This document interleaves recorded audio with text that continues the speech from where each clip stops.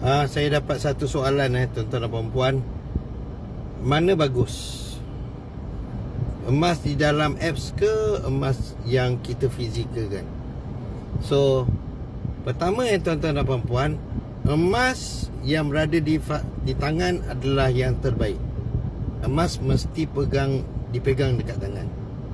Manakala untuk aplikasi ni, public gold, kita tinggalkan sedikit di dalam akaun untuk memudahkan pentadbiran kewangan kita. Maknanya dekat situ kita boleh jual, kita boleh arahnu dan sebagainya. Okey. So tuan-tuan dan puan, mana yang bagus? Berada di tangan ataupun di apps. Yang bagus adalah berada di tangan. Emas yang berada di tangan. Manakala untuk ditinggalkan di aplikasi, kita tinggalkan 10%, 20%, 30% untuk pentadbiran keuangan kita. Sekian, dapat sesuatu, tekan link dekat bio untuk saya bantu tuan-tuan dan puan-puan menabung dengan emas. Terima kasih.